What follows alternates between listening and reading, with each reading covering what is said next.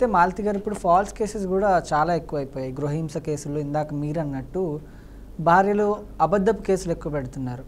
అలాంటప్పుడు నిర్దోషులు వాళ్ళని వాళ్ళు నిర్దోషులుగా ప్రూవ్ చేసుకోవడానికి ఏం చేస్తే వాళ్ళు ప్రూవ్ చేసుకోగలరు? లీగల్గా వాళ్ళకి ఎలాంటి రైట్స్ ఉంటాయి? ఎవరైనా సరే ఒకవేళ ఏదైనా ఫాల్స్ అలిగేషన్స్ పెట్టి మీ మీద కనుక ఈ కేసు వేస్తే, డీవీసీ కేసు కనుక వేస్తే ఏం లేదండి, దాని తగ్గట్టు ఎవిడెన్స్ అనేది తయారు చేసుకోండి. ఒకవేళ ఏదైతే అలిగేషన్స్ పెట్టిందో దానికి అగెయిన్స్ట్గా మీ దగ్గర ఏ ఎవిడెన్స్ ఉందో దాన్ని బట్టే మీ కేసు అంతా కూడా పూర్తిగా డిపెండ్ అయి ఉంటుంది. సో ఎవరైనా సరే అట్లాంటి కేసు పెడితే లేదు ఇది తప్పు, నేను అలాంటివి చేయలేదు అని చెప్పడానికి ఎవిడెన్స్ తయారు చేసుకోండి. అండ్ అవన్నీ పట్టుకొని వెళ్ళి మీరు హైకోర్టులో క్వాష్ చేసుకోవచ్చు. సిఆర్పిసి సెక్షన్ 482తో క్వాష్ చేసుకోవచ్చు. ఈవెన్ 226తో కూడా క్వాష్ చేయించుకోవచ్చు. సో ఏదైనా సరే ఒకవేళ కనుక మీరు తప్పు చేసి ఉండకపోతే మీరు వెళ్ళి హైకోర్టు త్రూ క్వాష్ అనేది చేసుకోవచ్చు. ఏవైతే అలిగేషన్స్ అంతా పెట్టిండ్రో, ఒకవేళ ఎఫ్ఐఆర్ అయింది అన్నీ ఏమైనా కూడా ఒకవేళ ఏవైతే సెక్షన్స్ పడినా అంతా కూడా మీరు క్వాష్ చేయించుకోవచ్చు సెక్షన్ 482 త్రూ. కానీ ఫేక్ కేసు అయి ఉంటాయి. ఫేక్ కేసు అయినప్పుడు కాకపోతే మాత్రం ఎవరు ఏం చేయలేరు. ఇంకా ఇప్పుడు గృహహింసకు గురైన మహిళ అంటే డొమెస్టిక్ వైలెన్స్కి ఒక మహిళ నిజంగానే గురవుతుంది. అలాంటి మహిళకి ప్రభుత్వం లేదా ఎన్జిఓస్ ద్వారా ఏమైనా సహాయం పొందే అవకాశం ఉంటుంది అంటారా? ఉంటుంది. ఫస్ట్ ఏంటంటే ఇప్పుడు ప్రభుత్వం ద్వారా అంటే ఏంటంటే మీకు షెల్టర్ ఇవ్వచ్చు. ఒకవేళ మీరు ఇంట్లో ఉంటే మిమ్మల్ని కొట్టడం అలాంటివి చేసినప్పుడు మీకు ప్రాణభయం ఉంది, అలా ఉన్నప్పుడు మీరు వెళ్ళి ఎన్జిఓస్ది హెల్ప్ తీసుకోవచ్చు. ఇట్లా ఉంది అని చెప్పేసి ఈవెన్ గవర్నమెంట్ కూడా షెల్టర్స్ అనేది ప్రొవైడ్ చేస్తుంది. ఎవరైతే సరే ఈ మహిళలు ఇట్లాంటివి అంటే బాధితులు ఉన్నారో, ఒకవేళ గృహహింస వల్ల బాధితులు ఎవరైతే ఉన్నారో వాళ్ళందరికీ కూడా గవర్నమెంట్ షెల్టర్ అనేది ప్రొవైడ్ చేస్తుంది. అది కాకుండా ఎన్జిఓస్ ఉంటాయి, కొన్ని ప్రైవేట్గా కూడా కొన్ని షెల్టర్ హోమ్స్ ఉంటాయి. ఆ షెల్టర్ హోమ్స్లో కూడా మీరు వెళ్ళి ప్రొటెక్షన్ అనేది తీసుకోవచ్చు. బట్ ఇవన్నీ జరగాలంటే మాత్రం ఫస్ట్ కేసు వేసి ఉండాలి. కేసు వేసిన తర్వాతనే ఇవన్నీ దొరుకుతాయి. సో ఎందుకు అంటే మెయిన్గా మిమ్మల్ని మీరు ఫస్ట్ ప్రొటెక్ట్ చేసుకున్న తర్వాతనే షెల్టర్ హోమ్స్ అనేది తీసుకోవడం బెటర్. సో అన్నిటి కూడా మీకు ఉంటుంది. ఒకవేళ మీకు ఎలా చేయాలి ఏం చేయాలి తెలియనప్పుడు ఈవెన్ ఫ్రీ లీగల్ ఎయిడ్ కూడా ఉంటుంది. ప్రతి కోర్టులో కూడా ఫ్రీ లీగల్ ఎయిడ్ ఉంటుంది. ఈవెన్ ఫ్రీ లీగల్ ఎయిడ్తోనూ కూడా మీరు హెల్ప్ అనేది సపోర్ట్ అనేది తీసుకోవచ్చు. అంటే ఇందాక మీరు అన్నట్టు పురుషులకి మహిళలకే కాకుండా ఈ గృహహింస కేసులు ఈ మధ్యకాలంలో మనం చూస్తున్న మహిళలు కూడా పురుషుల్ని కొడుతున్నారు రివర్స్లో. అలాంటి వాళ్ళకి ఎలాంటి రక్షణ కలిగించే అవకాశాలు ఉన్నాయి కోర్టు? టు బీ హానెస్ట్, ఇది మీరు నమ్ముతారో నమ్మరో, చాలామంది మెన్ కాల్స్ చేస్తున్నారు, వస్తున్నారు క్లయింట్స్ కేసెస్ పట్టుకొని. ఏంటంటే వైఫ్ నన్ను కొడుతుంది, వైఫ్ నన్ను అబ్యూజ్ చేస్తుందని. అంటే ఎట్లా అయిపోయిందంటే లిటరల్ ఉల్టా జరుగుతుంది మొత్తం కూడా.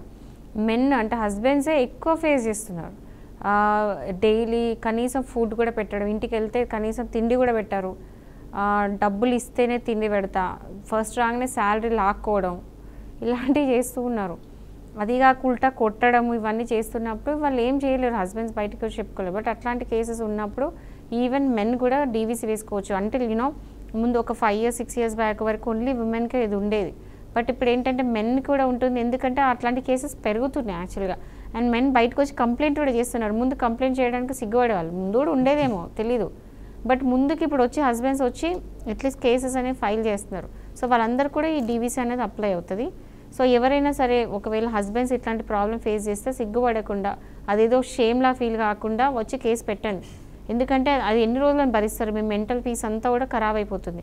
దానివల్ల మీ పిల్లలు కూడా పెద్ద హ్యాపీగా ఏమి ఉండరు. ఇంట్లో ఉన్న ఎన్వైరన్మెంట్ వాతావరణం మొత్తం కూడా ఖరాబ్ అయిపోతుంది. సో అది ఎంత తొందరగా ఎందుకంటే కేసు పెట్టినప్పుడు ఆడవాళ్ళు జనరల్ భయపడతారు. సో వచ్చి కేసు పెట్టండి. కానీ దానికి ఏంటంటే ఎవిడెన్స్ అనేది తయారు చేసుకొని అప్పుడు వచ్చి కేసు పెడితే మీకు న్యాయం జరుగుతుంది. సో ఇది ఓన్లీ విమెన్కి కాదు, ఈవెన్ మెన్కి కూడా ఈ యాక్ట్ అనేది అప్లై అవుతుంది. 498 అప్లై అవ్వదు. ఏదైతే 498 ఉందో అది only meant for women. So మెన్కి సంబంధించింది మాత్రం ఖచ్చితంగా domestic violence act. In case ఒక మహిళ వెళ్ళి గృహహింస జరుగుతుందని కేసు పెడితే కుటుంబం చెదిరిపోయే అవకాశాలు ఉన్నాయి. కాబట్టి వీళ్ళకి కౌన్సిలింగ్ లేకపోతే మధ్యవర్తిత్వం అనేది ఎంతవరకు ఉపయోగపడుతుంది అంటారు? యాక్చువల్లీ సమ్ టైమ్స్ 50-50 వేసుకోండి. కొన్నిసార్లు ఏంటంటే కొంతమంది కౌన్సిలింగ్ చేసిన తర్వాత, ఎందుకంటే కొంతమంది ఆడవాళ్ళు ఏంటంటే వేరే వాళ్ళ ఇన్ఫ్లుయెన్స్లో పడి కూడా ఇవన్నీ చేస్తూ ఉంటారు. ఎగ్జాంపుల్ వాళ్ళ మదర్ ఇన్ఫ్లుయెన్స్లో పడడము, వాళ్ళ ఫ్రెండ్స్ ఎవరైతే ఉంటారో వాళ్ళ ఇన్ఫ్లుయెన్స్ పడడము, లేకపోతే ఇంకెవరైనా అంటే ఆడపడుచులు అలాంటి ఇన్ఫ్లుయెన్స్లో పడి సొంత కాపురాలు పాడు చేసుకునే వాళ్ళు ఉంటారు. వాళ్ళు కావాలని స్వతహా చేయకపోయినా వేరే వాళ్ళ ఇన్ఫ్లుయెన్స్ వల్ల ఇలాంటి డొమెస్టిక్ వైలెన్స్ చేసే ఛాన్సెస్ ఉన్నాయి. సో లాంటి వాళ్ళకి ఇది యూజ్ అవుతుంది. ఆర్ ఇంకా వేరే ఎగ్జాంపుల్స్ కూడా తీసుకోవచ్చు. సో ఎవరైతే తీసుకొచ్చి కౌన్సిలింగ్ ఇచ్చి ఇది కరెక్ట్ కాదమ్మా, లైఫ్ ఖరాబ్ చేసుకుంటున్నావు, కాపురం ఖరాబ్ అవుతుంది, లైఫ్ అంటే ఇంట్లో ఉన్న ఎన్వైరన్మెంట్ ఖరాబ్ అవుతుంది, తర్వాత పిల్లల భవిష్యత్తు ఖరాబ్ అయ్యే ఛాన్సెస్ ఉన్నాయి, ఇట్లాంటి కౌన్సిలింగ్స్ కనుక ఇస్తే ఆ కౌన్సిలింగ్ తీసుకున్న వాళ్ళు కొంతమంది మారే ఛాన్సెస్ ఉన్నాయి. ఆర్ ఇంకోటి ఏంటంటే విడాకులు అవన్నీ ఇప్పుడు డొమెస్టిక్ వైలెన్స్ కేసు వేసిన తర్వాత మేబీ నెక్స్ట్ డివోర్స్ కూడా అవ్వచ్చు. సో ఇలాంటివన్నీ చేస్తే కూడా లైఫ్ ఖరాబ్ అయిపోతుంది అని చెప్పేసి, అండ్ దీనికి కారణాలు ఏంటి, ఎందుకు ఈ అబ్యూస్ జరుగుతుంది అవన్నీ కూడా స్టడీ చేస్తారు అక్కడ ఉన్న వాళ్ళు, ఆ ఎక్స్పర్ట్స్ ఉంటారు. సో అది స్టడీ చేసి ఇక్కడ ప్రాబ్లం ఉంది అక్కడ ప్రాబ్లం ఉందని మీకు తెలిసేటట్టు చేసి మీ బిహేవియర్ మార్చుకోండి అని చెప్పేసి కౌన్సిలింగ్స్ ఇవ్వచ్చు. సైకాలజిస్టులు ఉంటారు, సైకాట్రిస్టులు ఉంటారు. సో వాళ్ళ దగ్గరికి వెళ్ళినా కూడా మ్యాట్రిమోనియల్ ఇంకోటండి, ఇప్పుడు ఇది అఫీషియల్గా కాకపోయినా ఎవరైనా ఇట్లాంటి ఇష్యూస్ ఉన్నప్పుడు ఈవెన్ ప్రైవేట్గా కూడా వెళ్ళి సైకాట్రిస్ట్ని, సైకాలజిస్ట్ని కలవచ్చు, థెరపిస్ట్ని కలవచ్చు. సో వాళ్ళు మీకు ఇవ్వచ్చు అడ్వైస్. సో దాన్ని బట్టి కూడా మీ బిహేవియర్ ఆస్పెక్ట్స్లో కొన్ని చేంజ్ చేసుకుంటే వైఫ్ ఆర్ హస్బెండ్ ఎవరైనా సరే ఎవరితోనే ప్రాబ్లం ఉన్నా ఇద్దరు కలిసి వెళ్ళి మ్యాట్రిమోనియల్ ఇష్యూస్, డిస్ప్యూట్స్ ఏమున్నా మీరు వాళ్ళతో షేర్ చేసుకుంటే కౌన్సిలర్స్తోని వాళ్ళు మీకు ఏదో ఒక ఇవ్వచ్చు, ఏదో ఒక రెమెడీ చెప్పొచ్చు, ఏదో ఒక సొల్యూషన్ చెప్పొచ్చు. సో దానివల్ల మారే ఛాన్సెస్ అయితే ఉన్నాయి కదా. సో కౌన్సిలింగ్ హెల్ప్ చేయొచ్చు some times, but all the time అయితే కాదు. మోస్ట్ ఆఫ్ ఎందుకంటే డొమెస్టిక్ వైలెన్స్ కేసెస్లో చాలా మట్టుకు ఇలాంటి హెల్ప్ అయితే జరగదు. బట్ స్టిల్ ఒక 50% ఛాన్స్ అవుతుంది. సో కౌన్సిలింగ్స్లో మారే వాళ్ళు కూడా ఉన్నారు, మారిన కేసెస్ కూడా ఉన్నాయి యాక్చువల్లీ. ఇప్పుడు డొమెస్టిక్ వైలెన్స్ కేసు పెట్టిన తర్వాత డివోర్స్ కూడా సులభంగా పొందగలిగే అవకాశాలు ఉన్నాయా? రెండు కూడా ఇండిపెండెంట్ కేసెస్ అండి, దానికి ఎలాంటి సంబంధం లేదు. డొమెస్టిక్ వైలెన్స్ వేశారు కాబట్టి డివోర్స్ తీసుకోవాలని లేదు. బట్ ఏంటంటే డివోర్స్కి డొమెస్టిక్ వైలెన్స్ అనేది ఉంటే కనుక అది క్రుయాలిటీ అనే గ్రౌండ్ కిందకి వస్తుంది కాబట్టి ఈ కేసు అనేది విడాకుల కేసుకి హెల్ప్ అవుతుంది, ఖచ్చితంగా అవుతుంది. బట్ అట్లా అని చెప్పేసి డొమెస్టిక్ వైలెన్స్ వేసిన ప్రతి ఒక్కరూ విడాకులు తీసుకోవాలని రూల్ లేదు. కొంతమంది ఇక్కడికే కేసు పెట్టి ఆ కేసు నడుస్తున్న కొద్దీ జరుగుతున్న టైంలో కూడా కలిసి ఇంట్లో ఉన్న వాళ్ళు కూడా ఉన్నారు, అట్లాంటి కేసెస్ కూడా ఉన్నాయి. సో ప్రతి ఒక్కరు డివోర్స్ తీసుకోవడం లేదు. ఎందుకంటే ఈ కేసు వేసినప్పుడు మేబీ ఆ భర్త మారొచ్చు, హస్బెండ్ అనేది మారేయచ్చు. ఎందుకంటే కేసు పడ్డది, కోర్టు చుట్టూ చక్కర్లు తిరిగే కంటే నేను మారడం బెటర్ అని చెప్పి మారే హస్బెండ్స్ ఉన్నారు. సో దానికి సంబంధం లేదు, విడాకులకి దీనికి ఎలాంటి సంబంధం లేదు. ఇది వేడినంత మాత్రం జరగదు. బట్ ఇందులో కనుక ఏవైతే అలిగేషన్స్ ఏవైతే పెట్టారో ఆ అబ్యూస్ నిజంగా జరిగిందని ప్రూఫ్ అయితే అది విడాకులకి యూజ్ అవుతుంది, ఎందుకంటే అందులో క్రుయాలిటీ అనే గ్రౌండ్ ఉంది కాబట్టి. మరో కాలర్ అయితే ఉన్నారు గుడివాడ నుంచి వెంకటేశ్వరరావు గారు. వెంకటేశ్వరరావు గారు నమస్కారం అండి. నమస్కారం అండి. చెప్పండి, సమస్య ఏంటండి?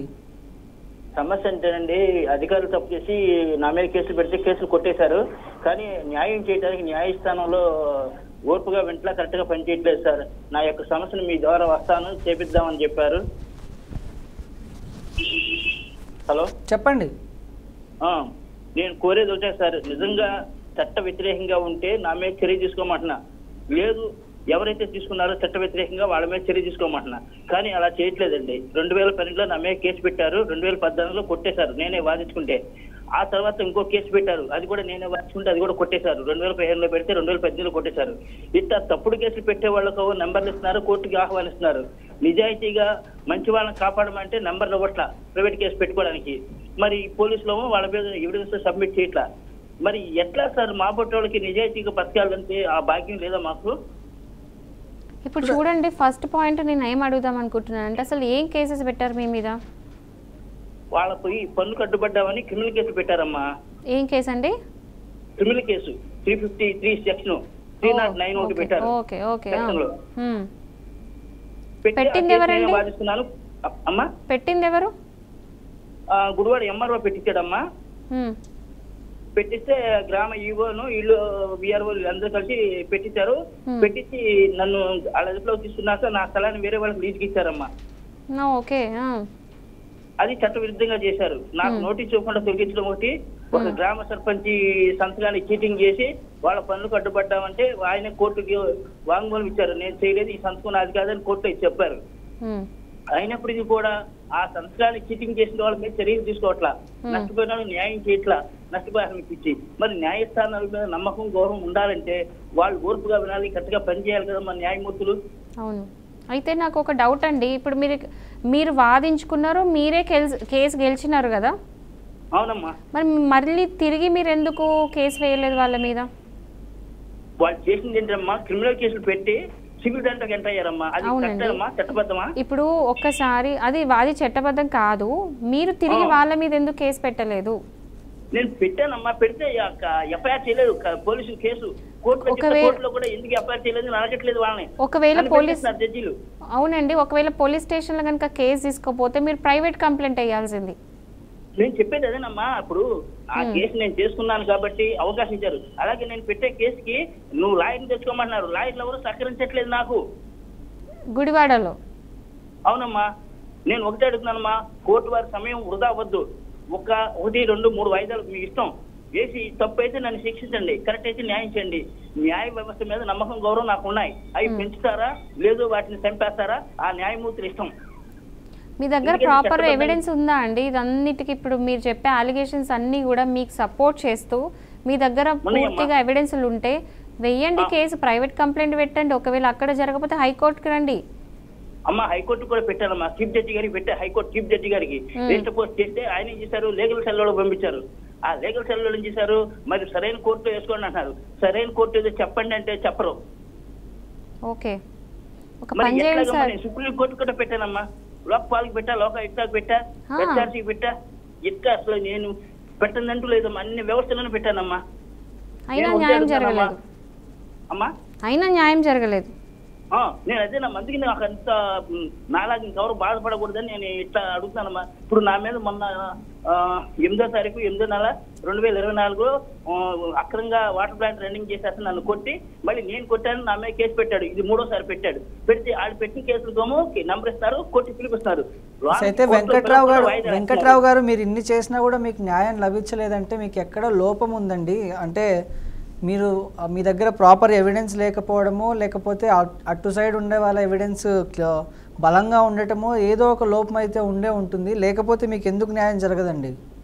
నాది లోపం ఉంటే నేను శిక్ష సిద్ధంగా ఉన్నానండి. అసలు నేను అడగను కూడా అడగను, మాట్లాడను కూడా మాట్లాడను. చూడండి ఆయన ఏం చెప్తున్నారు అంటే నేను మాట్లాడను, అన్ని వేశారు. ఎందుకంటే అక్కడ public servants are not doing their duty. వస్తాను, నన్ను బహిరంగంగా శిక్షించమని నేను కోరుకుంటున్నా తప్పైతే. నాకు అర్థమైందండి మీ ప్రాబ్లం. మీకు మీ పేరు చెప్పండి. సారీ సార్, నా పేరు కోన వెంకటేశ్వరమ్మ. నేను ఇది బీఫారం పట్టా 48 గజాల స్థలానికి పట్టా ఇచ్చారమ్మా. ఓకే, ఇస్తే అది గ్రామకంఠ స్థలం అంట. ఓకే, గ్రామకంఠ స్థలానికి పట్టా ఇచ్చారు. సరే ఏదోటి అయ్యింది. ఆ అమ్మాయికి ఏదో ఇబ్బందులు ఉండే బోర్డు పెట్టి అమ్మేస్తే నేను కొనుక్కున్నాను, అధికారులకు తెలియజేసి అందరూ కొనుక్కుంటున్నారు, నువ్వు కొనుక్కో అన్నారు. నా పేరు మీదుగా పన్ను కట్టించుకుంటున్నారు, అంతా బాగానే ఉంది. ఈ ఇంటికి ఉండే వాళ్ళు నన్ను ఇబ్బంది పెడుతున్నారు. గ్యాదర్ కట్టేసి చెత్త వేస్తుంటే వార్డు నెంబర్కి చెప్తే ఆ వార్డు నెంబర్ వేరే వాళ్ళతో కమిటీ అయ్యి అధికారుల చేత సప్లై కేసులు పెట్టించారు. ఓకే అండి, నాకు అర్థమైంది. ఇట్లా వాళ్ళ స్వార్థానికి నన్ను బలి చేస్తున్నారమ్మా. ఇక్కడ నేను కోరుకునేది ఏంటంటే, ఇట్ట డబ్బులకు అమ్ముడు పోతూ న్యాయం కోరే వాళ్ళు అన్యాయం చేయడం న్యాయస్థానానికి తగునా? అవునండి. డబ్బు ఉంటేనే మీరు మీడియా సపోర్ట్ ఎందుకు తీసుకోరండి? అమ్మా, ఇప్పుడు మీరు నాకు కాల్ చేసి చెప్తున్నారు కదా, సో ఇదే విషయము మీరు ముందుకు వచ్చి మీడియా సపోర్ట్ తీసుకొని అందరికీ తెలిసేటట్టు చేయొచ్చు కదా. నేను అది వస్తానమ్మా, అందుకే నేను అందరిని అడుగుతా. ఏబిఎన్ ఛానల్కి ఎన్నోసార్లు వచ్చానమ్మా హైదరాబాద్. మీ దగ్గర ఉన్న ఎవిడెన్స్ అంతా పట్టుకొని మీరు బీఆర్కేకి వచ్చేసేయండి. మీరు చెప్పే ఏదైతే కాల్లో ఏదైతే ఇష్యూస్ చెప్తున్నారో అదంతా కూడా వచ్చి మీరు టీవీలో మీరు చెప్పండి. సో దాట్ ఏంటంటే ఇది గవర్నమెంట్ వరకు వినిపిస్తుంది. ఇది నేను అందుకే చెప్తాను. మొన్న కలెక్టర్ గారు కూడా అడిగారు, జిల్లా కలెక్టర్ గారిని, ఏమండి ఏంటండి ఇది అని అడిగితే ఆయన ఏంటి నేనేం చేయలేనట్టుగా మాట్లాడుతున్నారు. మరి కలెక్టర్లు ఏం చేయలేరు, సీఎంలు ఏం చేయలేరు, ఎమ్మెల్యేలు ఏం చేయలేరు, మళ్ళీ వీళ్ళంతా ఏం పరిపాలన చేస్తారు? కోర్టులో న్యాయమూర్తులు ఏం చేస్తారు? లేచి వెళ్ళిపోతున్నారు జడ్జిలు కోర్టు నుంచి. అది కరెక్ట్ కాదండి. వెంకట్రావు గారు మీరు ఒక పని చేయండి, మీ దగ్గర ఉన్న ఎవిడెన్స్ అంతా తీసుకొని బీఆర్కే న్యూస్ ఛానల్ని సంప్రదించండి, మా వాళ్ళు మీకు హెల్ప్ చేస్తారండి. ధన్యవాదాలు సార్. అది సార్ ఏ సెంటర్లో ఉంది సార్ ఇది బీఆర్కే ఛానల్? ఎస్, మీరు 6 తర్వాత కాల్ చేస్తే మా వాళ్ళు మీకు డీటెయిల్స్ పెడతారు, మా లీగల్ టీం మీతో మాట్లాడతారండి. అలాగే సార్, ధన్యవాదాలు సార్, ఉంటాను సార్ అయితే. ఓకే అండి, థ్యాంక్ యూ అండి. Yes, thank you so much madam. మీ విలువైన సమయాన్ని బీఆర్కే ప్రేక్షకుల కోసం కేటాయించి వాళ్ళకున్నటువంటి సలహాలు, సందేహాలు, సూచనలు ఇచ్చినందుకు ధన్యవాదాలు. సో ఏది ఏమైనప్పటికీ గృహం అనేది సంతోషానికి చిరునామా కావాలి, కానీ బాధలకు బంధనంగా మారకూడదు. గృహహింసను ఎదుర్కొనే ప్రతి మహిళ ఒంటరిగా లేదని గుర్తుంచుకోవాలి. చట్టం, సమాజం, సానుభూతి ఇవన్నీ ఆమె వెన్నంటి ఉంటాయి. అయితే ఒక విషయం మనందరం గుర్తుంచుకోవాలి, భయపడకుండా, మౌనం వహించకుండా హింసకు వ్యతిరేకంగా గలం విప్పడం ప్రతి ఒక్కరి బాధ్యత. మన ఇళ్లల్లోనైనా మన పరిసరాల్లోనైనా హింస కనిపిస్తే దాన్ని నిర్లక్ష్యం చేయకుండా అడ్డుకోవడమే నిజమైన మానవత్వం. ఇకపై ప్రతి ఇల్లు ప్రేమ, నమ్మకం, ఆప్యాయతలతో నిండిపోవాలని, హింస అనే మాటకు మనం మర్చిపోవాలని ఆశిస్తూ ఇదే ఈరోజు బీఆర్కే న్యాయవేదిక నుంచి మీకు అందిస్తున్న మా చిన్న ప్రయత్నం.